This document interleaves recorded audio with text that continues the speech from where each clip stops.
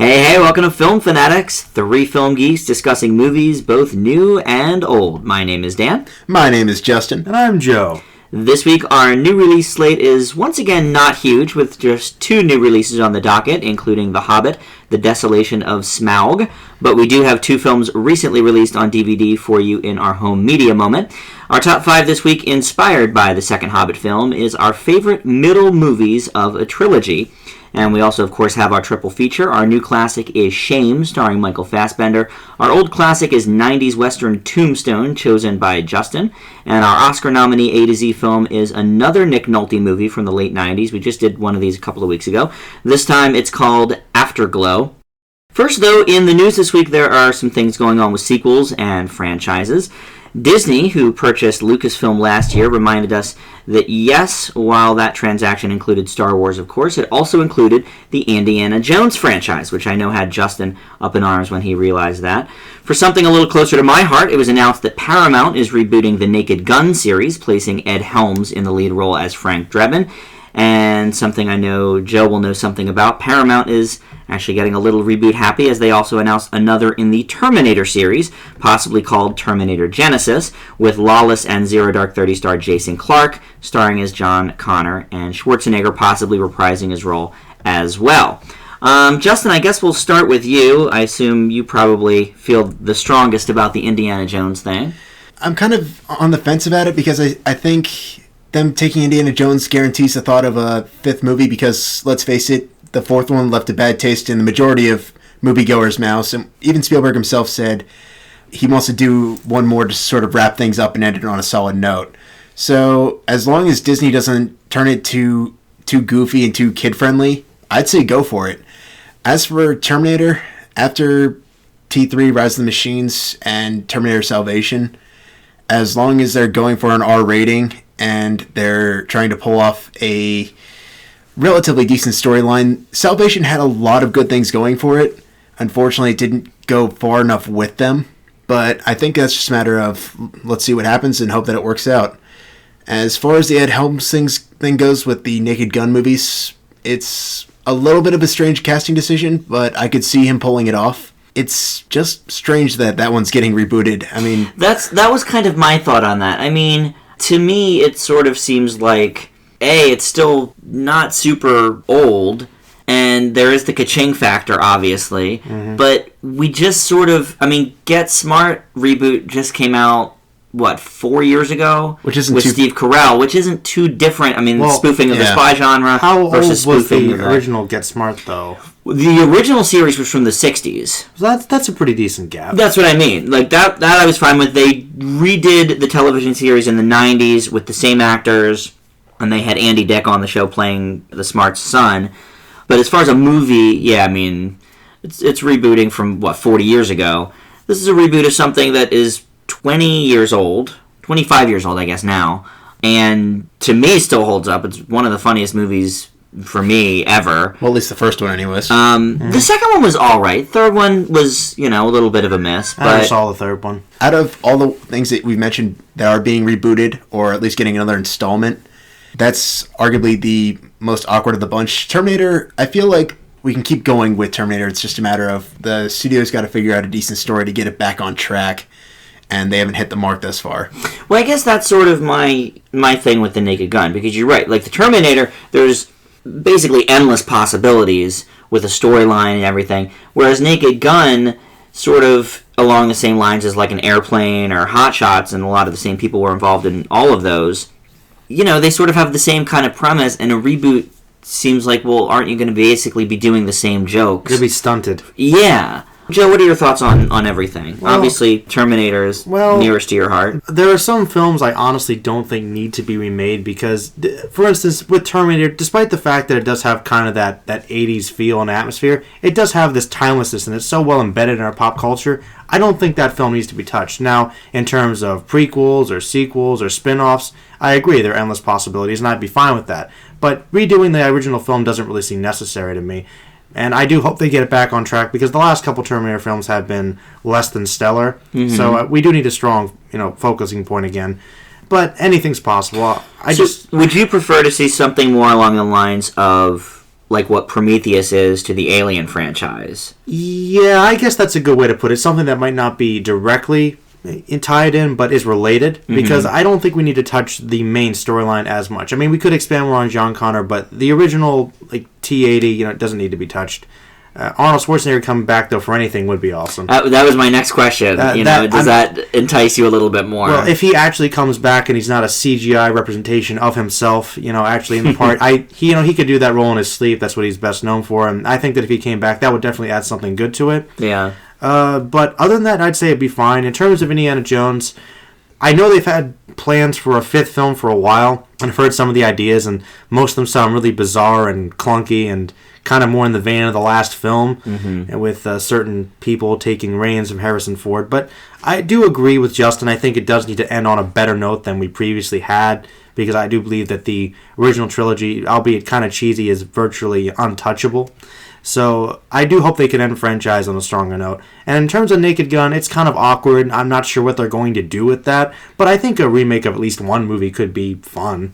For me, Indiana Jones is somewhat of a newer phenomenon. I saw the 4th movie first, which was the worst way to do it. Such a mistake. What did you think of it the first time? I thought it was stupid and horrible. Okay, so you had some sense then. And I had no attachment to the characters, and I still thought that. I'm surprised that you decided to pursue it, even though you saw that. It would have left, a bad impression, I'd imagine. I'll never forget it, because it was, for me and 3 of my friends, the Indiana Jones movie, the 4th one, was actually like one of the biggest events, and I can say it was probably the most disappointing movie experience I've ever had in the theater. And what's worse, to kind of add to the story, is that my friend was so excited that he paid for himself and all 3 of us to go see it. Wow.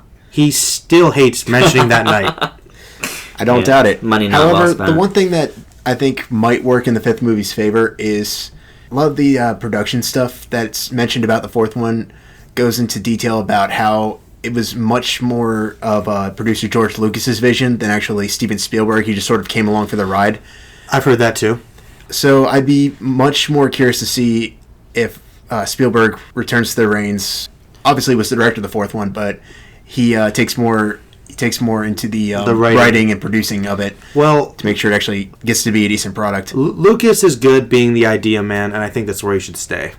Because as work has spoken for itself, when he gets too... I think I'd agree with that. That's pretty much the general consensus. He's a good idea, man. He's kind of like Gene Roddenberry. He's good for setting the scene, the general atmosphere, and kind of just like overseeing things. But when it comes to getting to the nitty-gritty details, let other people do the work. Let it be a collaborative effort. All right, well, let's get into our new releases. And first up, we're going to talk about the big one of the week. A bit of a disappointing first weekend for The Hobbit, The Desolation of Smaug. It only made about $73 million. Yes, sir. I will make a point, though.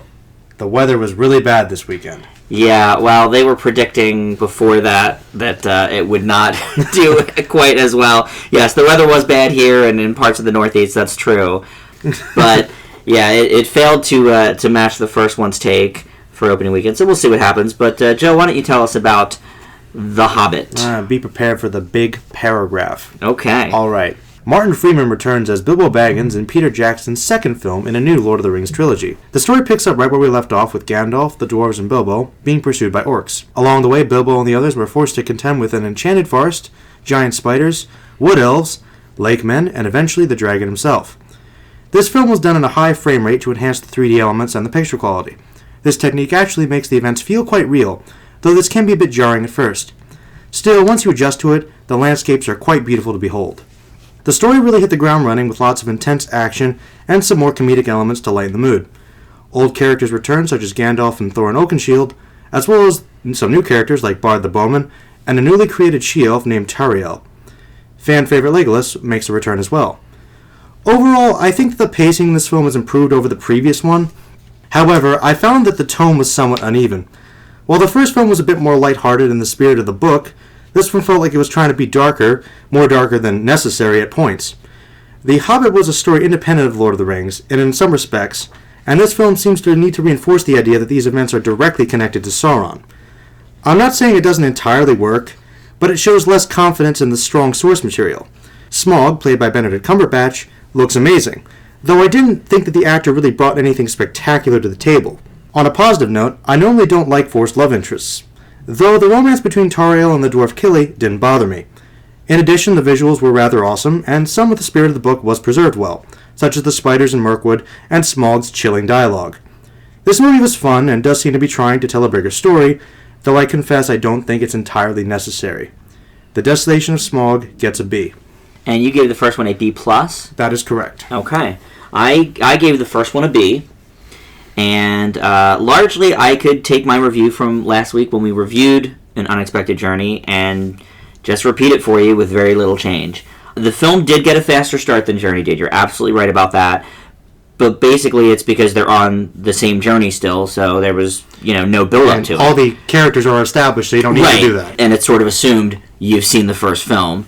Hopefully. But other than that, I felt pretty much the same about it. Martin Freeman is a great Bilbo Baggins. Ian McKellen's Gandalf is always great, though he was barely in this installment. A couple of scenes. So was Radagast, too. Sylvester McCoy, he wasn't in it much. Yeah, not very much. What's sad about that? And the most interesting character in the whole movie, who was Gollum in the first film, and Smaug the Dragon in this one, doesn't show up until 2/3 of the movie is already over. I want to interject. I kind of had a feeling you were going to say that, because I was thinking about what you said for your previous review, and I felt like it really is the same pattern. It seems like the exact same it's pattern. all the build-up to the most interesting scene in the book they're going for, and that part's the best part of the movie, and then it's done. I looked at my phone to see, okay, how far are we in the movie? It was almost exactly 2 hours for Gollum, and it was an hour and 50 for Smaug. And it just seems like, they need to get it moving. It looks gorgeous, of course. Now, you guys both saw it in the high frame rate. I just saw it in regular 3D. But I did sneak in on my break to see about 15 minutes of the high frame rate just to kind of compare. It looks kind of cool.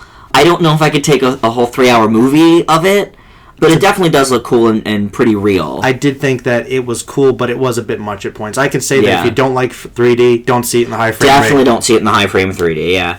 But I think about a half hour of the movie probably could have been excised without missing a beat. And like we talked about a month ago when we reviewed Catching Fire, I'm strongly against the total cliffhanger endings of the movies. We already know there's going to be a third Hobbit movie. That's how they get you to come back. I know, but we already know there's a third Hobbit movie. You can actually close the movie on the end or partial end of like a story. Well, but then, and people will go see the next one still. That wouldn't be as exciting though, and people wouldn't be. Yeah, hey, people came out and said, "Man, I got to see the next one." So it just really no. The first one ended, I think, on a better way. Like the first one, you knew there was still more. It ended on the close up of the dragon's eye. But with this one, they ended like in the middle of a scene. Basically, yeah, which is what they did in Catching Fire. I would completely disagree with you on the fact that the first one ended better. The start of where the first one was going to end was great. When they got to the dragon's eye, it just felt like a cheesy creature ploy. Justin, but it was 3 seconds. Like, this was an entire scene that they just cut in half and rolled credits. At least they did something for the ending. But yet you still had the suggestion that more was to come, and what was going to come was worth waiting a year for. In contrast to the first one, where the dragon's eye was the entire ploy. Oh, yes, the dragon's going to be in the second one. That's nice, but I don't think so, because it's called An Unexpected Journey. The journey is to the dragon. It's its own thing. So you've got to show it at least for a few seconds in the first one. But I didn't have a problem with that. But they already did that in the prologue.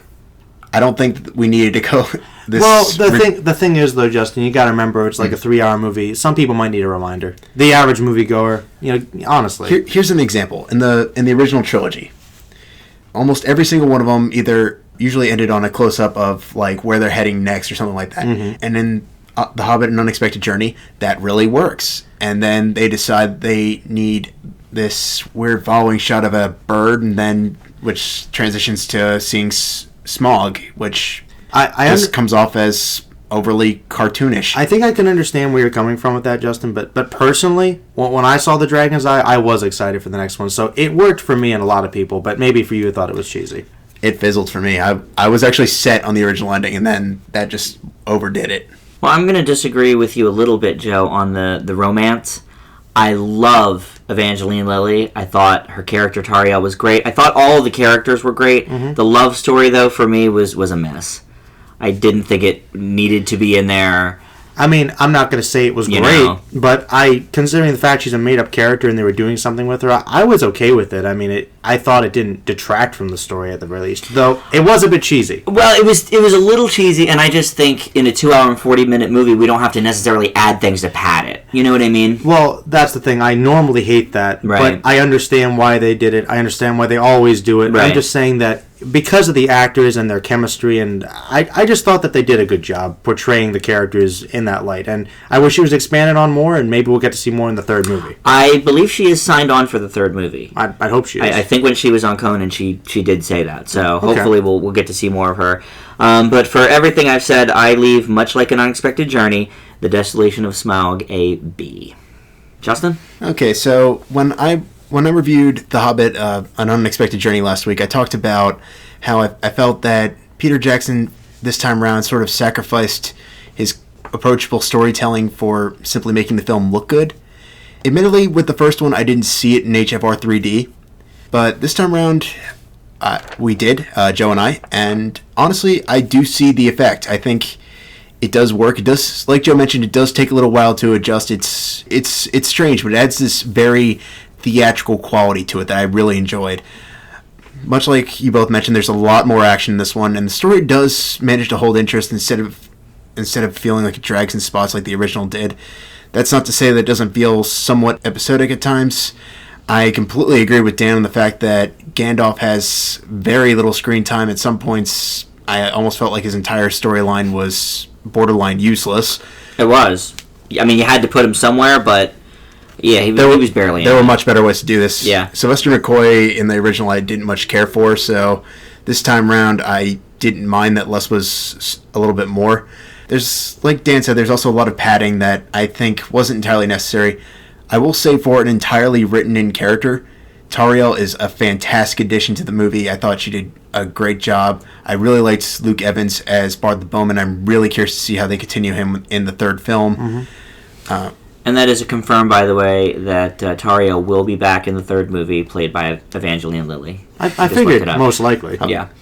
I do think that it did run on a little bit too long. I thought the smog aspect started out very, very good and got a little repetitive with a lot of the things happening. The way it wrapped up was okay. I actually did like the cliffhanger ending in contrast to Dan. I thought it was a great setup for the third movie. I won't say this one was without its flaws as well, but I will say it's at least getting a little bit closer to where it should be, and I'm hoping that they wrap it up well with The Hobbit There and Back Again in December 2014. I leave The Hobbit, The Desolation of Smaug with a B.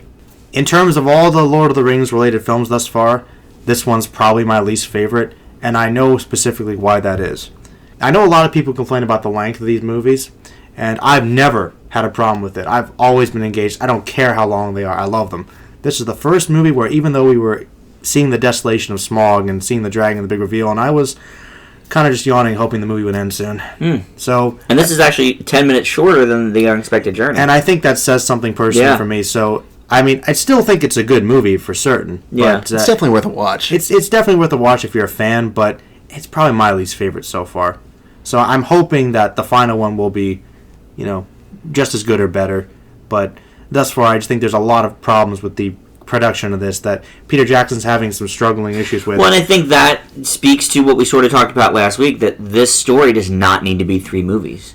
And it doesn't. It doesn't. And that's the problem. Because it makes it worse because of it. I mean, and half the stuff in it isn't even in The Hobbit. Right. And I liked some of it in the first film as kind of background, but it's like Justin said, as interesting as Gandalf's battle with Sauron is, it seems kind of unrelated and unnecessary. Right. Can I ask you a question, though, Justin? Yeah, sure, go for it. Why do you like the cliffhanger ending of The Desolation of Smaug, but not Catching Fire? Because to me, it was basically the same come get at me next year kind of thing. He's less a fan of Jennifer Lawrence's face.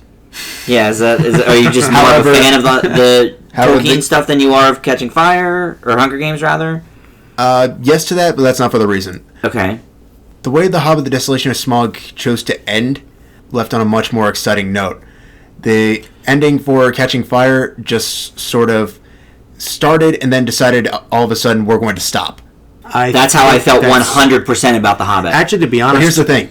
The Hobbit, The Desolation of Smaug ended on action, which is exciting, and we wanted to see where it was going. Mm-hmm. I think we can all agree on that. Yeah. Catching Fire just ends on exposition, which is fine, but it doesn't really go anywhere, and based on everyone I've talked to, the third one is basically 90% exposition, 10% action. Maybe it's getting you ready for the next film. which would be great if it was actually anything to get excited for. But Well, everybody loves the third book. I Apparently. can't wait for Mockingjay. I don't know, but So that is a complete matter of opinion. I was okay with both of them. So, Yeah. I don't know. I just sort of like to watch a movie. Like, I would like for a movie to be able to stand on its own as a story, even if it's part of a greater story. So you think that kind of weakens the films because they I do. made the other films? Like, that's I do. one thing that the original Lord of the Rings trilogy had, is that You though could they were watch connected, any of those films by themselves, never having seen and they have the their other own two. contained story. Exactly. And I guess some people say the same thing about Star Wars, Star Trek, etc. Yes, and I guess that's how I kind of feel about it. All right, well, let's move on here. Our next movie for the week is Philomena, and Justin's going to tell us about that. Tell us about Judi Dench. all right, so a journalist named Martin Sixsmith, played by Steve Coogan, has recently lost his job when he discovers a potential story involving a woman named Philomena Lee, played by Judi Dench, who was forced to put her child up for adoption decades earlier. In an attempt to write a human interest story about it, Sixsmith joins her on a journey to find out whatever happened to her son. Philomena is a simple story with literally not a minute wasted. This is largely thanks to fantastic performances by both Coogan and Dench, who will likely be nominated for Oscar for Best Actress, and gives this great sort of variety of emotion, evolving into this much more mature, somewhat kind of wise character. I thought the writing was very well done. The way it progressed and the way the twists fell into place, it worked. I have to admit, it does narrowly avoid melodrama at some points, but it pulls it off beautifully. It's a great movie that I can completely recommend, and I give Philomena an A. Joe, what'd you think?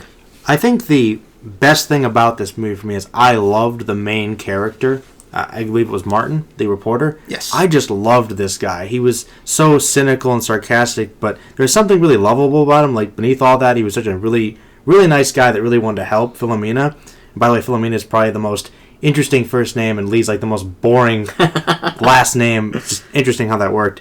But I also liked Judi Dench's character. I thought she was really good. I thought they had great chemistry. I thought the story was pretty solid. It flowed pretty well. I also agree that the twist revealed pretty well. It built without being too melodramatic, though it did come close at points. I love the funny, witty dialogue. Typical British humor. It was pretty good. How she goes on and on about the stories. Her romance book she reads kind of reminded me of some people I know in my family, and just how he's kind of in the situation where he wants to be polite and just let her go, and she won't stop. And I think everybody can relate to that situation. And Yes. this whole movie really is a human interest story. I think the biggest problem I had with it was that it was a bit short. And admittedly, it was direct to the point, so maybe it didn't need to be long, but I thought they could have expanded on some things. And one thing I have to say is that while I was watching this movie, I didn't really think about giving it a grade. I was so engaged in it. I was not bored at all, and I realized how fluidly it really did work. It was a good film. I really did enjoy it. It was a great story, and it kind of focused on something that people don't often talk about. And the performances were great. So was the writing. So I'm going to give Philomena a slightly lower grade with an A-. Not bad. It is worth noting, this is a true story. Philomena and Martin were both real people. But I really enjoyed the movie, not knowing a thing about it before going in, except who the two leads were. I find some of the better films that way. That's how I discovered Mud. Just sort of went in and watched it, and it was great. I think Steve Coogan is a very underrated, or maybe more precisely unknown actor, at least in the United States. He's very famous in England, but between What Maisie Knew from earlier this year and Philomena, he might be making his biggest splash yet in the States in indie dramas, and that is not a bad thing. Judi Dench, of course, is fantastic as the title character, but that almost doesn't even need to be said. She's one of those actors where it really is truly a given. And it's one of those rare moments where you get to see her performance where she's not frowning all the time. Yeah, she's actually quite jolly in this. Pleasant woman. But the story of Philomena and the fact that it is a true story is a shocking, touching, and meaningful one. My issues with the film largely center around Coogan's character being not so kind for the first half of the story. I do like his character. I like his wit. But until about 45 minutes into the movie, he's kind of jerky at some points, and I think he doesn't really necessarily need to be. But he's supposed to be. That's his character arc, though. I understand. Didn't hit me right. Well, that's one of the reasons I didn't give it an A, is because I thought that they could have expanded more on some of his, struggles with faith, and I liked where they were going, but they kind of gloss over and I'm it. glad you mentioned that, because the other issue I had with it is, to borrow a very common Justin phrase, it's too heavy-handed with its attack on religion as a whole, and not just the specific organizations who did a little bit. What happened to Philomena. Maybe a little bit. And I thought that's where they were going to expand his character. Though that was one character's perspective, and they were contrasting with hers, so they didn't explicitly say that. No, I understand, but I was hoping to find out, like you said, it was a little short, and you would have liked some more exposition. I thought they were going to delve a little bit more into why he felt that way. I wish they had too. So, but I agree with you, Joe. I give it an A- as well. I think it's definitely a film worth seeing, and I'm sure that Dench will earn herself another Oscar nomination. That's a significantly higher grade than you told me you were thinking about giving it. You know what? I had originally given it a B+. I wouldn't say it's significantly higher. I was originally going to give it a B+. Well, I believe you told me. Well, you said that you thought it was more of a B, and I was surprised by it. Well, maybe you weren't trying to influence my opinions. I was told that Justin was going to give it an A, and to me, I just thought, well, it's not an A. So I thought, well, it's more of a B+ kind of range. But then I had seen it like a week and a half ago. We didn't do it on the last show because we had enough to cover. But in that time, I did have a good reflection period on it, and I think the A- is warranted. Okay. All right, well, let's move to our home media moment. We have 2 features this week in there, and these are movies that are relatively recent on DVD and on demand, and we did not get to review them for the show earlier. And first up, we have Parkland, and that's going to start with Justin. All right, so shortly after the JFK assassination, Parkland focuses on a series of interwoven stories involving Abraham Zapruder's infamous recording of the assassination being apprehended by Secret Service agent Forrest Sorrells, played by Billy Bob Thornton, one of the hospital doctors, known as Dr. Charles Jim Carrico, played by Zac Efron, as they deal with the chaotic moments that follow that day. Parkland desperately wants to be Crash with a little bit of babble in there, but it just can't seem to pull it off. Admittedly, some of the storylines, particularly with Paul Giamatti playing Abraham Zapruder, are actually kind of interesting. But the problem is these stories are incredibly cut short, and often they focus on completely unnecessary things, such as when they introduce Jackie Weaver playing Lee Oswald's mother, trying to suggest possibly a conspiracy theory with no real point as to where and or why. It's got a lot of interesting ideas that could have been pulled off better had they spent a little bit more time developing it, but a lot of the time these stories just sort of become boring and tedious. It's not a bad film by any means, and the look of the film is actually relatively decent, but it just doesn't come together as well as it should, and for that I give it a C. Yeah, it's a unique approach to make a movie not about the main event, but the days that followed the main event. Unfortunately, as a result, it's almost impossible to turn that into something more compelling than the main event. And Parkland is no exception to that. And of course, the main event would be the murder of JFK. Of the 3 stories that are followed in the film, only 2 are at all interesting. That's Abraham Zapruder's story, and to a lesser extent, the Oswald family, featuring what I thought was a strong performance by Silver Linings Playbook's Jackie Weaver as Lee Harvey Oswald's mother. The story about the hospital with Zac Efron is not compelling at all, even when it ties into the Oswald family story. I just thought, overall, this would have been more interesting to do maybe 10 or 15 years ago when a lot of the main players were still alive, and do it as a documentary. I think I would have enjoyed it more getting their perspectives rather than, like Justin said, sort of shoehorning in these different stories to try and make it seem like a Crash. I didn't see Babel, so I don't get that reference, but I see where he's coming but I from. do see the shades of Crash in there, where they're just trying to do a lot and not all of it's connecting. So I actually give Parkland a C as well. Joe, what'd you think? Well, this might come as a surprise to you. As you guys know, I'm a big fan of the of history in general. Sure. JFK, and JFK is a really great movie, by the way, Oliver Stone's film. I wish it had focused more on the Zapruder story and his investigation. I thought that was like the most interesting by far, part. yeah. If they just made a whole movie on that, I thought that would have been great.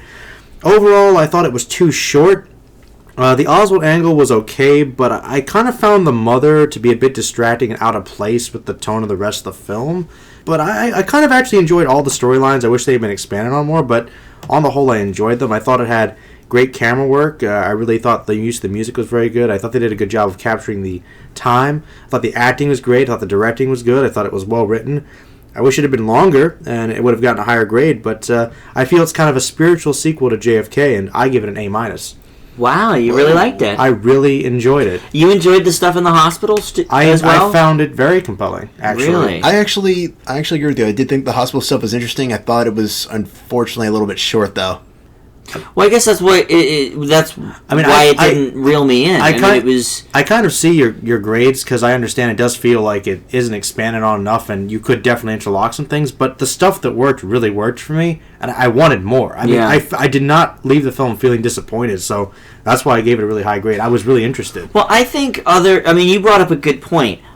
Other than, like I said, maybe doing it as a documentary when some of the players were still alive, I could watch a film like this based on Abraham Zapruder, and another film based on the Oswald family and Jack Ruby and One stuff. thing I was really surprised about was how short it was, because I watched this early in the morning. Mm-hmm. Maybe it impacted my grade somehow. I was kind of tired. I wanted to get this in before the podcast tonight, because I was having a long day to come ahead forward. But I was really surprised. I was expecting like a 2.5, 3 hour film like Right. JFK, and it was half that. I was really surprised. But I thought for the time that they had, they left me feeling really intrigued, and I just wanted to go read more about JFK. So maybe you guys are looking at it at a different angle, but I thought it was like a great introduction to these ideas, and I really liked it. Well, Justin made a pretty good point, and maybe I'll let him phrase it again in his own way, but you were talking about how it did have a lot of interesting ideas or start to ideas. I mean, can you kind of touch on what you said? Like Crash and like Babel, the way that there are these interconnected stories is a cool idea. When it's done well, like in Crash and Babel, it works really well. Unfortunately, with these, they're sort of loosely connected, and when they are, they don't really go that well, and they aren't really balanced. Obviously, with the Oswald family story, I thought it went on a bit too long. I know you two... I definitely don't agree with that. Yeah, I was because I liked the brother. I thought the brother was great. I thought the mother really added something. I did like the brother. I Continue. thought the mother ran on a bit too long, though. I think that this film wasn't supposed to be interconnected stories. It was just supposed to be 3 different ones. I don't think they were supposed to be interconnected at all. Which would have been great if they would have had balanced screen time instead of feeling incredibly limited. I will admit, I do feel that there were really only 2 storylines, and just the interspersed parts with Office Space guy. What's his name? Ron Livingston. Ron Livingston. He did a great job in this too, He by did. the way. But his storyline was like maybe 5 minutes. Boy, I completely forgot that was even part of it. That's the You're thing. right. So I do agree maybe it wasn't well balanced, but I just thought it was really awesome for what little we got. I was quite intrigued. So It was kind of uneven. I don't know if you'd agree with that. I would, and that's why I guess our grades are a little more in sync with each other's, but I really liked a lot of what was happening, and it just, none of it was really that fleshed out because they had so much going on in, 85 minutes, 90 it minutes? was 93, 90, I think. Yeah, it's not long. I think that the thing that sold it for me was just the performances. The performances really did a lot of the meaty stuff, even though the writing was a bit limited at points. And maybe that's why I found it so engaging. Yeah, Paul Giamatti was fantastic. I mean, he always is. If the whole movie had been about him and his character, I think that you guys would have liked it more. I absolutely agree with that. And maybe Yeah, that's for sure. To be perfectly honest, I will admit this. My grade's probably a little high because I'm primarily focusing on that part of the story. Sure. If I was looking at them individually, it would probably be a little different. I thought the Oswald mother thing was a bit odd. Yeah, you guys both didn't like that. I mean, I don't know. The performance was from good. what I know about the Oswald family. I mean, that's how she was. Bringing her into it seemed was like a different. natural transition from everything else that was happening. I guess. I don't think it was necessarily that it was bad. I just think they made it run on too long. Like, I thought the brother was a fascinating character. I know. But they didn't give him nearly enough to do, and then they focused it entirely on his mom, which kind of ruined it for me. I don't know. It might have had balancing issues. It was a glossing over, but I don't know. That's interesting. Well, I'm glad you liked that. I really did. I'm glad one of us left satisfied. All right, well, our second home media moment for the week is Girl Most Likely, and this is Kristen Wiig in her first starring role since Bridesmaids, playing Imogene, a struggling New York playwright whose career and relationship are in a downward spiral, so she moves back in with her family in New Jersey, specifically with her mom, Annette Bening, mom's boyfriend, Matt Dillon, younger brother, Christopher Fitzgerald, and a young man renting her old bedroom, played by Glee's Darren Criss. Bridesmaids was my number 1 film of 2011, an honor I almost never award to a straight-out comedy, and part of what made Wiig's sort of similar character in Bridesmaids work so well is she was very relatable and you really did root for her. She fell on hard times, also economically and relationship-wise, through little fault of her own. Imogene, however, is almost reaping what she sows in Girl Most Likely, and early on in the film when she fakes her own suicide to gain her ex-boyfriend's sympathy, relatability sort of goes out the window. Wig gives a good performance, though with the character so close to the one she played in Bridesmaids, it's of little surprise. And the supporting cast is strong, specifically Annette Bening, which is also no surprise. It did hit some right notes comedically as well, but unfortunately this ground has all been tread upon before, and I give Girl Most Likely a C+. Justin? Okay, well, you liked it slightly a little bit more than I did, but this was indie that I thought was sort of indie for indie's sake. It tried to play off of the quirkiness that you see in a lot of independent films, and I honestly just thought it was held together loosely. It never really came to fruition. I thought the characters, particularly Wig's, start out as occasionally likable, but often just come off as sort of annoying. For example, her character is a playwright, and yet we're just led to assume repeatedly that she's this talented writer, and because of that, it lacks believability, particularly as standpoint of being relatable or being sympathetic. Her antics with her boyfriend, that entire scene, I just was completely taken aback by. That's not to say that I didn't find it funny in a couple spots. I did actually chuckle once or twice. I thought some of the bits were entertaining, albeit I thought the start of the conclusion of the ending was a little bizarre.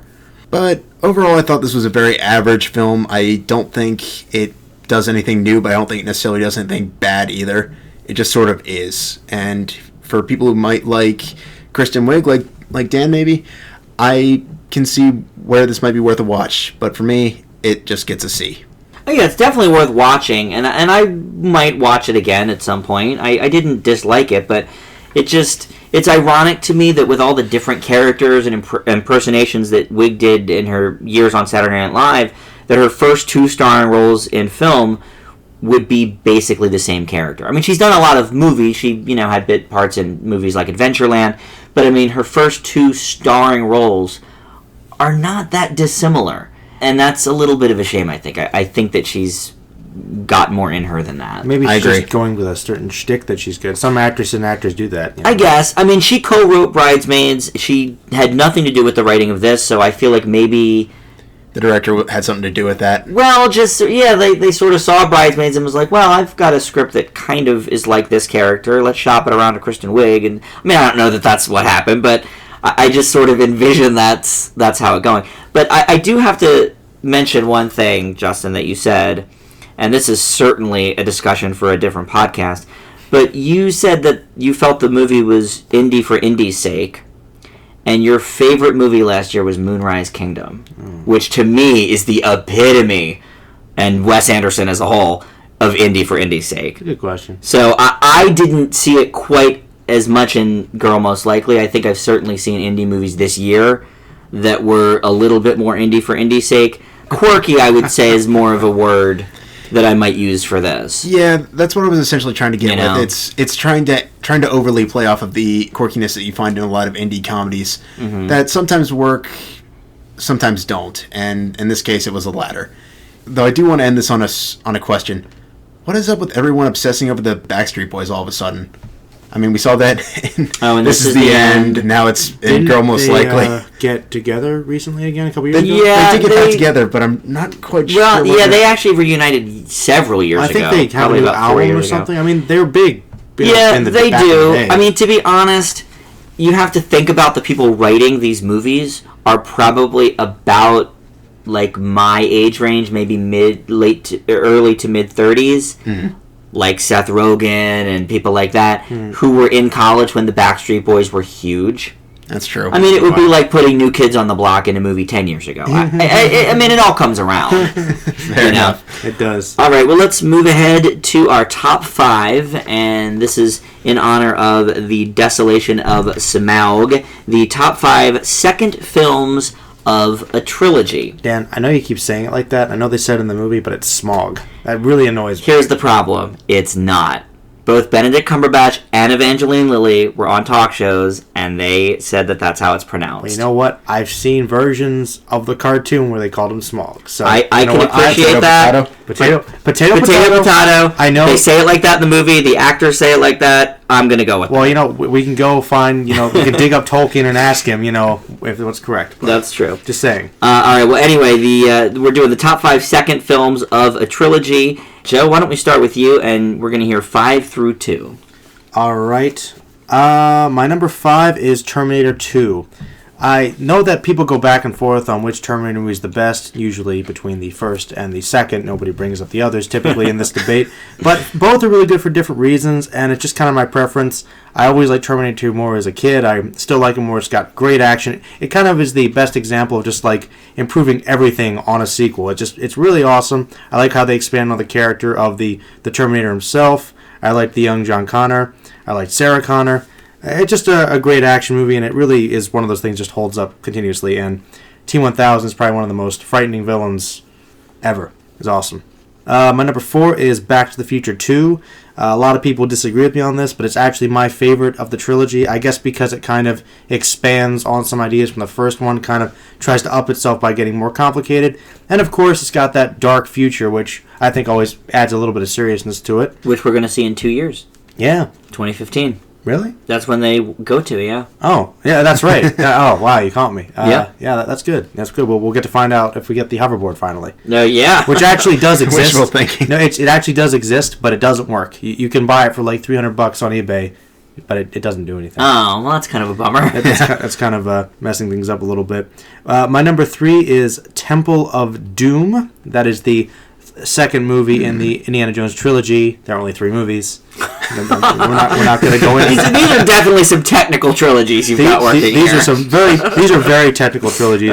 My number 1 is kind of even more BS. Okay. But but Temple of Doom has always been my personal favorite. I know that it's very different from the other 2. Some people hate it. Some people love it. I just really like it. I think it's bizarre. I think it's fun. I like Short Round. He's funny. I love some of the... I think Harrison Ford has some of his best lines in this movie. He's really into the indie character, and we get to see him do something really different. And number 2 is one I've talked about before, and I admit this is kind of a technical trilogy, but this is Batman Returns. This is... I know what you're thinking. There's technically 4 movies. I think all of these titles have 4 movies except Back to the Future. Well, this is the thing. I was thinking of second movies in a series. Okay. Because I didn't like some of the trilogies they had up there. I see. But there were technically 3... Tim Burton films because he directed the first 2 and produced the 3rd one. And had nothing to do with the 4th one. All right. So there you go. But Batman Returns, one of my favorite Batman movies. I love it. Very good. Yeah.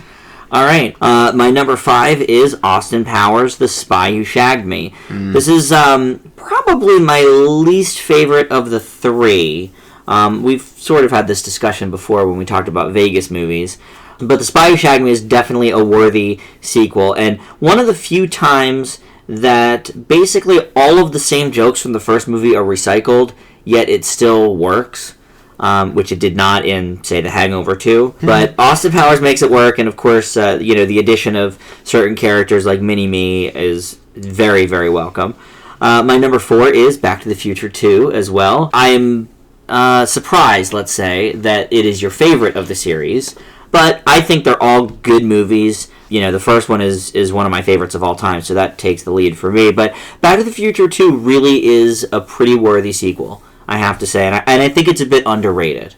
I think more people talk about the first and the third and sort of leave the second one on the back burner. My number 3 is Spider-Man 2. And this is, of course, from the original Spider-Man trilogy. What can I say about that? We sort of talked about that when we did the Marvel movies, so I won't go into too much detail. But I do think that one holds up on many, many repeat viewings and is my favorite of the series. My number 2 is The Dark Knight. When this came out, it was one of my absolute favorite superhero movies and still is. Heath Ledger's Joker, what can really be said about that? But also, Two-Face was really, really good. And I think Aaron Eckhart is sort of in Heath Ledger's shadow, and so he doesn't really get his due. But I think Two-Face was a very, very good character. Honestly, Dan, it's interesting you say that because the story of The Dark Knight is about Two-Face, and he was always my favorite part of the movie. Yeah? Actually, even more so than Heath Ledger's Joker. Very cool. Truth be told, Joe and I have had many a conversation about this, and I think we can both agree that we would have loved if the third one had actually focused on his character. That's one of the original plans, which they should have gone with, and I don't know why that didn't happen. As opposed to Bane. Even with Heath Who Ledger's... just was not nearly as good. Even with Heath Ledger's death, it still could have easily been done. Yeah. You wouldn't have even had to have brought up Heath Ledger. Not at all. If you didn't have to, no. Well, good. I'm glad you guys feel that way, because I mean, I'm a fan of Aaron Eckhart. I think he does some good work. I think he chooses some bad movies as well, but usually he's good in them. You know what's funny? You actually reminded me. For some reason, I was totally forgetting about The Dark Knight. But yeah, I'd probably put that in my number 2 instead of Batman Returns. Oh, nice. To make it an official one, because that is a really good second movie. Yeah, I would agree with that. And that's my number 2. Justin? Okay. Start your list. Well, I think we'll definitely see some parallels, as in usual top 5 tradition. Good. Number 5, Back to the Future Part 2. Oh, yeah.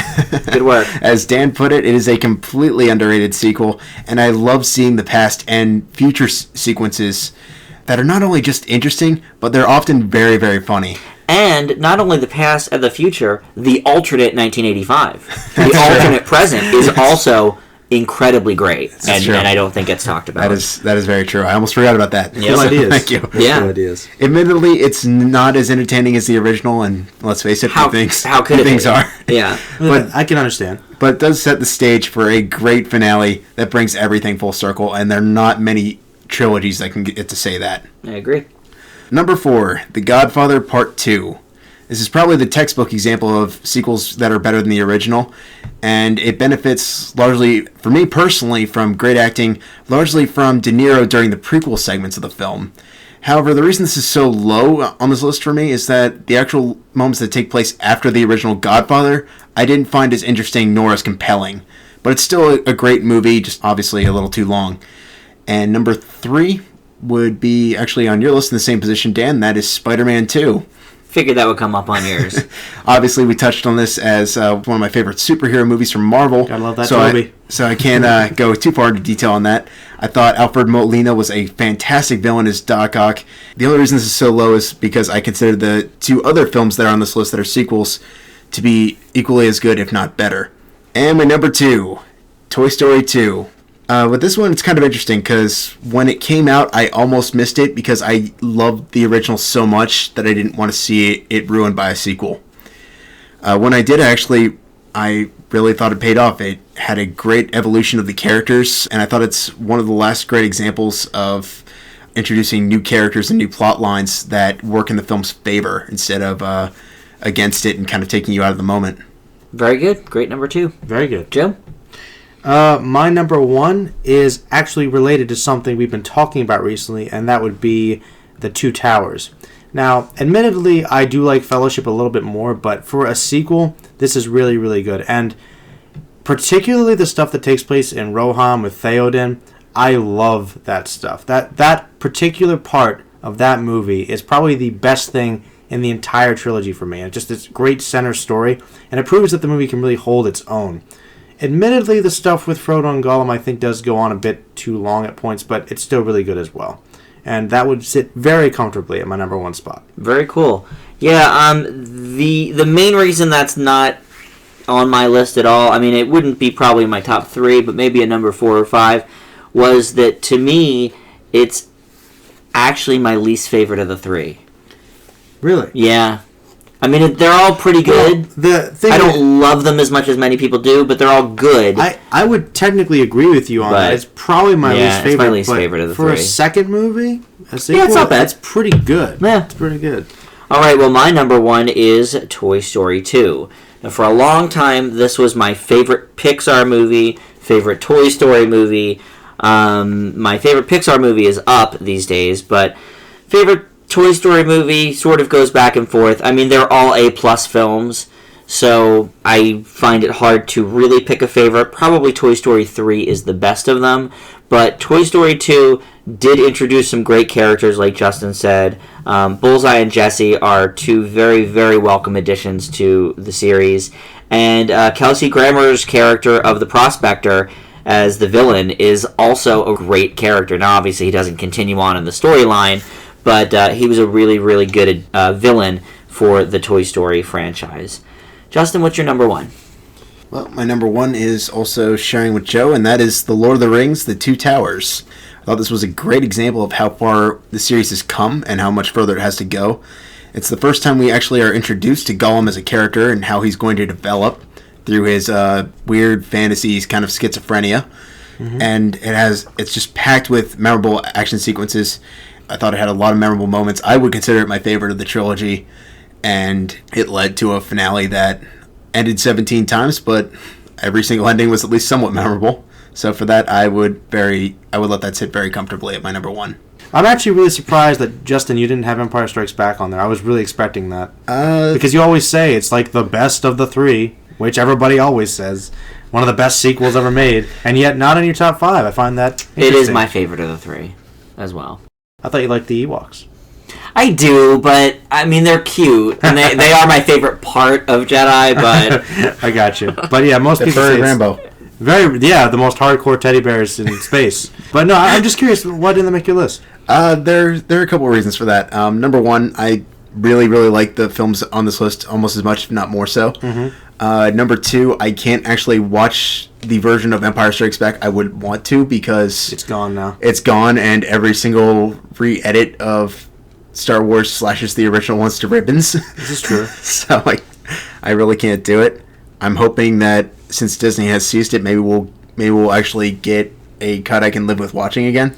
Listen, if there's one thing Disney does, they dig things up. They love making money, so they know they can make money on re-releasing the originals in Blu-ray. Lucas doesn't have much of a Satan anymore, so maybe we'll get the originals finally. I don't consider that a bad thing. I think you may get your wish on that. Not necessarily a bad thing. Yeah, at all. So that's those are the main reasons. I do think it's a great sequel. It's one of the few times a cliffhanger ending actually does pay off. I wanted to make a few quick comments before we ended. I just wanted to say you had Spider-Man 2 and Godfather 2 on your list, and they are definitely good additions to the list, but I just wanted to make a mention that I preferred the originals to both those. So, I mean, I can understand that. I think that they are great sequels, but I guess it's kind of one of those things where I was a bit influenced, much like you, Dan. So. Yeah, I mean, when talking about the trilogies, you do sort of, whether it's conscious or not, take into account the other films that were in the series. Maybe that's what affects it. Yeah, I agree. All right, well, I think good lists all around. A lot of repeats. That's never a bad thing. It just goes to prove how good the movies are. Let's move into our last feature on the show, and that is our triple feature. And that's where we take 3 older films that we watch throughout the week. The new classic is a movie that has come out within the last 2 years, and Justin and I have both seen and graded positively. And this one was new to Joe. We're talking about the movie Shame. Our old classic, which is chosen by either one of us or a member of our friends group. And this week Justin was up for that, and we did Tombstone. And our Oscar nominee A to Z, going through all the major award categories this week, brings us to 1997's Afterglow. First up is movie ever made. So good. So good. We'll talk about that, of course. And first up, we have Shame with Joe. I'm not ashamed. There you go. I was waiting for the opportunity. But, okay. Shame is a 2011 drama directed by Steve McQueen. I believe that is the director, not the actor, correct? Correct. That's correct. Figured. Following a 30-something executive named Brandon, played by Michael Fassbender, the film follows this man's difficulty in cementing relationships with people, including his own family. Running parallel to this is his growing struggle with sexual addiction. This not only affects his social life, but his work, as a virus from one of his many pornographic excursions on the internet results on the blame being placed on an intern. One ray of light in this particular drama is Brandon's emotionally needy sister, aptly named Sissy, played by Carey Mulligan. Despite this difficulty in having an emotional connection, Sissy often forces confrontations, bringing this to the forefront. The film follows Brandon's struggles to overcome his addiction or fall into a pit of despair. The first thing I have to say about Shame is that it has fantastic cinematography, and the brilliant atmosphere of this picture is just amazing. You can feel Brandon suffering through the lack of sound and many close, uncomfortable spots. The acting is also rather good from Fassbender and Mulligan. I also have to give the film credit for seriously tackling a very delicate subject matter, and one that is not often discussed. However, I personally felt that some of the scenes in this film were meant to be taken more seriously than I ended up taking them. Perhaps this is due to the graphic nature of the sex scenes, which were honestly kind of distracting to me. I also felt that in terms of symbolism and metaphor, this film often attempted to be very clever, but sometimes ended up being a little pretentious to me. The story itself also runs a bit slowly, but that is forgivable due to the tone. A tough film to make, but it did pretty well. I will give Shame a B-. All right, yeah, we sort of teased on last week's show that we would be watching this one for New Classics. Suck up on me, I didn't get that at all. Oh, well, yeah, because remember, we reviewed Blue is the Warmest Color last week, and like Shame, it's an NC-17 movie due to its graphic sex scenes. Now, unlike that film, here they are largely not gratuitous or unnecessary. They really are involved in the story. Brandon is in a downward spiral here, and his sexual addiction increases, and the film goes on. So the gratuitous sex scenes are not gratuitous and are really integral to the plot, which was sort of my problem with Blue is the Warmest Color, at least one of them. But unlike the movie we reviewed last week, I do think the movie would have lost something if these scenes were excised or sanitized to give it an R rating. Much like another film by Shame director Steve McQueen, 12 Years a Slave, Shame thrives on making its audience uncomfortable, not just with Brandon's sex scenes, but his completely dysfunctional relationship with Sissy, played by, as you mentioned, Carey Mulligan, who is increasingly one of my favorites in the up-and-coming crop of actresses. That's not to say the movie always works, just that it's very intense. There are a few scenes that come off as a little ridiculous or even corny, and I think, Joe, that's what you were kind of getting at when you said that maybe you didn't take it as seriously as they thought you should have. I don't know why it didn't work, but some of it did come Yeah, off a some of little it- goofy almost, which I know wasn't the intention, but I can't help feeling that way. I was in the same boat, and I thought there were some pretty ridiculous conversations that took place as well, specifically, over dinner one night on a blind date. But Brandon also really doesn't ever grow much as a character, and that sort of bothered me. But with strong performances and good directing, Shame is one that should not be overlooked just because of its taboo rating or subject matter. It's a very raw look into the human psyche and into addictive behavior, and I give Shame a B+. Justin? Okay, so it didn't go as far down as we thought it would. Right. Yeah, when I originally graded this movie in 2011, I gave it an A-. And as we watched it this week, Joe and I specifically were sort of, I don't know, laughing at some of the corny scenes. Maybe that's part of what affected it. I don't know, honestly. But go on. All right. As we mentioned in the 12 Years a Slave review, I mentioned that Steve McQueen is a very action-driven director, and he decides to let the characters emphasize their emotions through what they're trying to convey instead of just spoon-feeding extra exposition. We saw that in 12 Years a Slave, and that really comes into play here. Fassbender makes his character so realistic and chilling that his self-destructive habits become heartbreaking. He portrays addiction not necessarily as a habit, but rather something he doesn't even have a choice in, and watching that take over his life is absolutely crushing. The cinematography is incredible, and although it can be a bit heavy-handed at times, it's meant to be uncomfortable, which is why a lot of people are going to be very divided on this movie. But Shame is a film, for those willing to give it a shot, well worth watching, that I think is a great example of why the NC-17 should not be kicked to the curb repeatedly, and I hope that someday that gets taken into consideration. Shame for me gets an A. I would definitely like to see more NC-17 movies out there. We only get maybe one or two a year. I've only seen a few. Last year we watched Killer Joe, which was disappointing. Yeah, Joe that was disappointing. not as good as I was hoping. Yeah, it would be. that was not for me part of the Matthew McConaughey renaissance of great films. It was a decent role though. It was all right. I think I gave that a C-. It wasn't very good. With it being such a restrictive, basically committing financial suicide rating, that most things either get them and ask for them to be re-rated. I give it the rating of financial suicide. It's true. That's a grading system, Just. That's the ultimate fail. The Hobbit, Desolation of financial Think about it, though. When something gets rated NC-17, it's already reduced to at least 200 theaters. You're right. But It's great. I think that with the uprising of things like movies going on demand the same day they go in theaters, and Blockbuster not existing anymore, the tides are turning on that kind of thing, and I think NC-17 is one of the things that may be turning with it. I do think that, you're not going to get a grand scale movie in NC-17 because that would be moronic, but for an indie movie, I don't think it's necessarily, oh, well, let's recut this over and over again until we get an R for every studio. Interesting. Sometimes I think that making a film harsher could increase the audience. Because, for instance, with the new RoboCop remake, I know people would be more interested in seeing if it stuck to the R rating. I understand PG-13, but, sometimes it works for reverse. Yeah. I think the problem with NC-17 is a lot of the major, or maybe all of the major theater chains will not put them in their theaters. So it does become very restrictive. Oh, Dan, I was curious. You said that Blockbuster no longer exists. Does it no longer exist in the U.S.? Because I have a friend in England that he works at a Blockbuster, and I guess because in Europe things are more close-knit, he says they still do pretty well. So it exists as a company, okay, but not as a retail chain where you can walk in and rent one. And one of their big policies was no NC-17s. Oh. So that's why I mentioned that.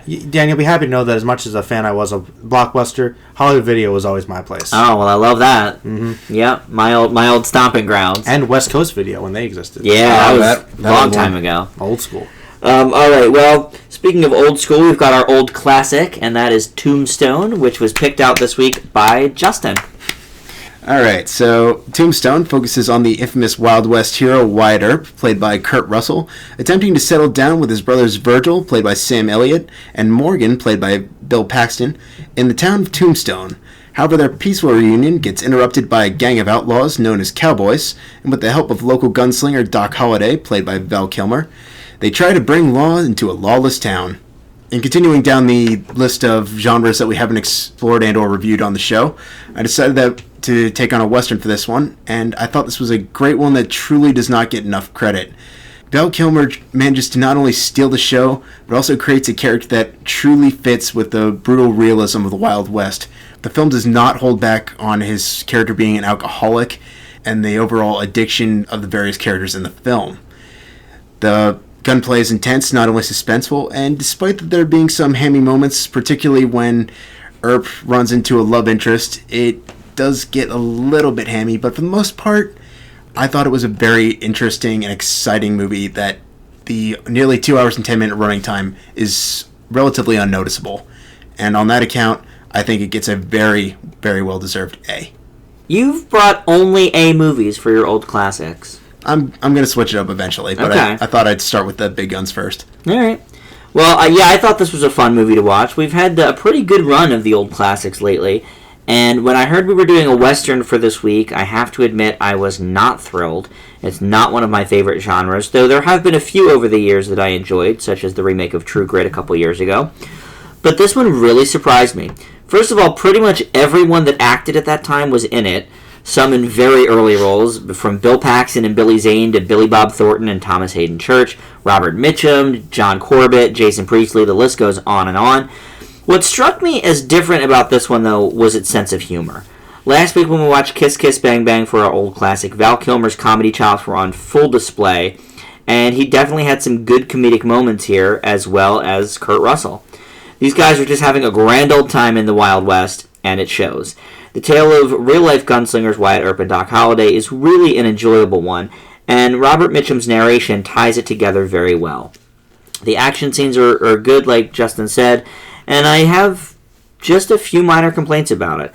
I thought Billy Zane and his whole storyline, even being in the film, was one of them. I just thought it's already bloated with too many characters as it is. I think it might have worked better if they had lifted a couple of them out and focused they did more on the main ones. I'm sure between the real story they cut them out all right. Yeah, I know that there's a lot of liberties taken from the real story to this. You know, it might not be a huge hit for a hardcore Western fan because maybe it goes a little bit off the rails between its humor and Joe was just saying, the non-authenticity, but for somebody like me, it's definitely a good entrance into some more serious films in the genre, and I give Tombstone a B+. All right, Tombstone. I have to say thank you, Justin, for writing this. This is one of my favorites from when I was a kid. I mean, let's start off with the list. Kurt Russell, awesome. One of your favorite people. Val Kilmer, awesome. Even though he was Batman, he did okay. Sam Elliott, classic Western. You can't. He's great. You gotta have him. Bill Paxton, also awesome. I mean, just nothing. It's just complete victory across the board. I consider this movie to be a classic. Now, I will admit, I said it's kind of unconventional for Westerns. It's not the most serious per se. It does have some serious subject matter, but it's really having a lot of fun. It's very Hollywoodized. But I will be completely honest. I'm going to go on the record and say that Tombstone, in terms of the shoot-up gunslinger style of westerns, it is my favorite, and I have no trouble admitting that. It has great action, it has an awesome story, and they kind of do toe on the line of myth, but they kind of keep the integrity of the characters, I think, based on the people that they were representing, to be relatively true. And admittedly, it gets a bit hokey, but I've loved it since I was a kid, and the acting is phenomenal, the action's great, and the runtime is amazingly paced. And I would also give Tombstone an A. I didn't think it was that hokey. No, there are some serious camp moments, but that's part of the fun. Yeah. And it really works integrally with even the more serious points. That's the overall spirit of the movie. And that's what I said. It's Hollywoodized. It's meant to be a little blown up. It's not the few dollars more. It's different. Yeah, and it's sort of from that newer wave of westerns. You had, Young Guns, which were very much in the more fun vein. So I think it was sort of taking off of that sort of vibe. I mean, I didn't find it that campy. I mean, I sort of took into account, it's from 1993. The film itself is not campy per se, but there are a lot of moments in it that are campy. Okay. I guess is a better way of phrasing it. Yeah, I see where you're going with that. I mean, that's one of the things about Kurt Russell. He's a serious actor, but sometimes he goes into camp mode, and it's fine. Yeah, sometimes just seeing him on the screen, you're like, kind of campy. He just grits his teeth and he's like, I'm manly. Yeah.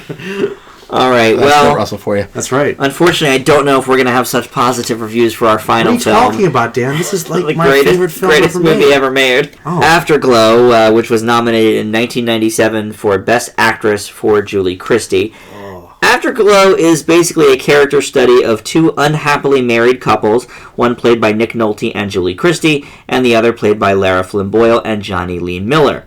Nolte and Christie's characters also have an estranged daughter who they're trying to find, and part of their unhappiness stems from her, while both Boyle and Miller's characters just basically have an abusive, loveless marriage. Both couples end up cheating with the husband or wife from the other couple, and this film may take the record away from previous stinker The Accidental Tourist as the worst so far of our Oscar nominees.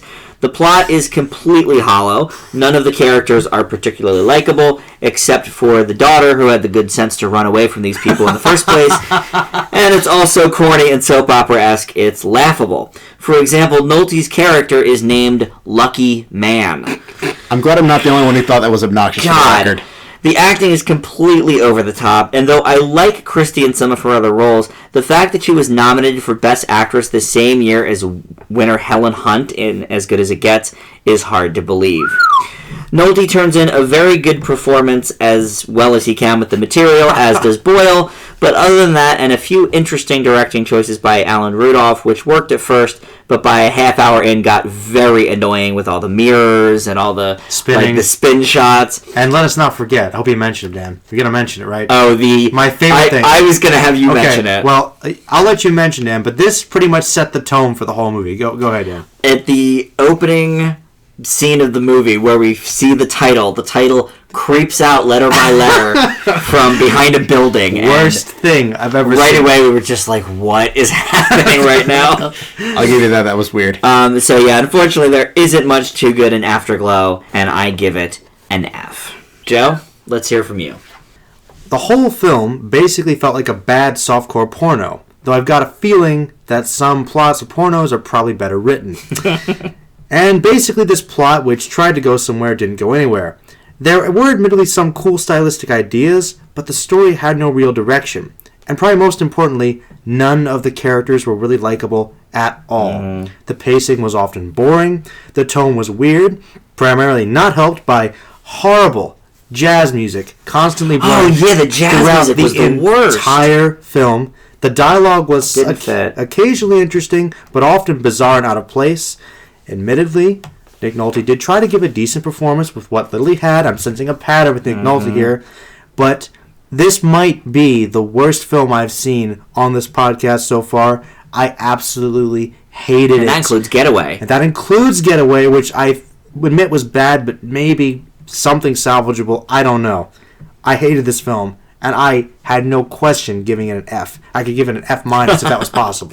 I actually flirted with giving it a D because of Nick Nolte? Well, Nolte, and I liked Lara Flynn Boyle's performance as well, like I said. Look, but there were good things in the movie. Man, was it bad? It didn't hold anything up, and I have to No. say, it just was rough for me.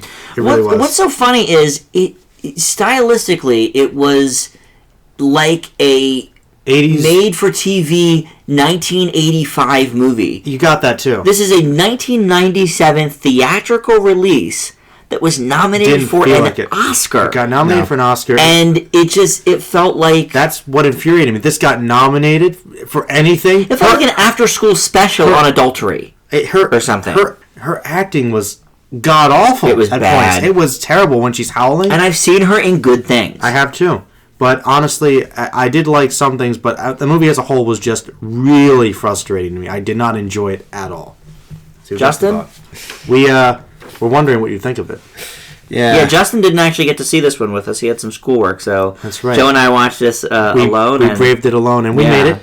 Yeah, and I did get through it too. I don't think I bashed it nearly as much as you two did, but Afterglow is a film fueled entirely by its characters. The problem comes from while these characters are interesting, I didn't say likable or well developed. That's okay. The acting for these characters comes few and very far between. Although there are some incredibly interesting scenes, there are others that just look and feel awkward, such as when the film decides randomly to move and fast forward. Yeah, often coming off. Oh yeah, that was terrible too. That was. I guess they were just experimenting for a scene and sort of unintentionally comedic. That said, despite these setbacks and somewhat of a slow tone and, as you mentioned, awkward pace, I thought it did still handle some things in a kind of original way that did strike me as somewhat interesting. I'm not going to say it was great by any stretch, but I do award points for originality and trying to do some interesting technical elements.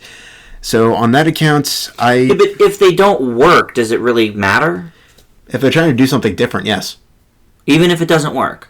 Even if it doesn't work, I mean, case in point, last week when we talked about The Book Thief, the death thing we both had problems with, but there's no other film that necessarily does that, and like I said, I applaud originality. I understand originality, but if it doesn't work, it doesn't work. But go on. I could agree with that. I'll still at least award brownie points for it. Nice. And for that, I originally had it a B-, but upon further retrospect, where it gets worse, and worse, I'm going to leave it at a C. You originally gave that movie a B-. Like I said, I thought the characters were at least kind of interesting. The characters were not interesting at all. I thought they were completely hollow I and pointless. Nick Nolte's character was kind of interesting, and I will admit the one male character, what was his name? Who's the Johnny Lee Miller. Johnny Lee Miller. His few conversations with his friend, if the movie had followed them, He was probably the only character I would call interesting. That's my point. I want to figure out. I did like Nolte's character, even though no, not Nick Nolte. No, I was okay. Coming back to that, I promise. Like you mentioned, I did think Nolte did a good job, even though his character's name is completely ridiculous and metaphoric. I thought Johnny Lee Miller's character was fascinating. Honestly, if the whole movie had been about his character, I would have been so much more intrigued. I would echo that. The scenes he had with his friend, just having those random conversations, were probably my favorites. Oh, I agree. But the problem is, it's a movie about two couples, not this guy and his friend. I know. I'm saying I liked those things. I'm saying for the film as a whole, it didn't work. No, you're with me. You gave it. But still, half the film did focus on his character, even though it was in various forms. Well, I wouldn't say half of it focused on his character. About a quarter of it. There's 4 people. That's true. Yeah. That's true. I have to say, the Nick Nolte's love interest, Julie Christie. I think wife, she got really gypped. Actually, I felt they really glossed over her a lot. Yes, they did. She didn't really have a lot to do. Not really. No. She was just, sex crarazed and not getting any. Mm-hmm. You enjoyed all the mirrors and the turning of the camera and the title crawl around the building. You liked all that? Truth be told, the title crawl was not working for me. The mirrors, I don't know. It didn't bother me as much as you two, but I was. Yeah, like I said, I mean, at first it was all right. This is the thing, Justin. We were watching this, we're like, oh, that's a cool shot. Oh, that's a cool trick. And then they start doing it again. 80 times and over. And every other scene, they use both of those tricks. I tried. The mirror scene was 3 times. The spinning was like 5. I'm surprised the mirror was only 3. Well, yeah, no good news for Afterglow on this side of the table. I have to say. Not even really from him. He's trying to defend it. He's trying to. Well, I give it a C. I mean, it's not the same grade he gave Parkland, which he gave an A- to. How offended are you? Well, I might die tonight, folks. I'm just saying, hey, that's the beauty of opinions. It is. We all That's absolutely right. just see it for yourself if you dare, and make your own judgments. I wouldn't recommend it, though. The worst part for me about this movie is it was not available on Netflix or streaming on Amazon. That's right. I had to buy this movie. But it was only $6. It was only $6, which is a feather in my cap, I guess. All right, well, we end on a bummer. But we end with good things because Joe has got the YouTube page up, the Merlino Boss. And if you guys want to see a little 5-minute review of the Hobbit Desolation of Smaug, go ahead and check that out. It's kind of amusing. Very cool. And pretty soon we're going to have our Best of the Year show. And we're also going to have a top 5 most anticipated films of 2014. That's all coming up within the next 2 or 3 weeks here. But that's it for this week. You can join us on the Film Fanatics group on Facebook, Film Fanatics with an exclamation point, or you can add our Twitter account, follow us there, that is at Film Fanatics Pod, and we'll see you back here next week. Thanks for listening. Bye!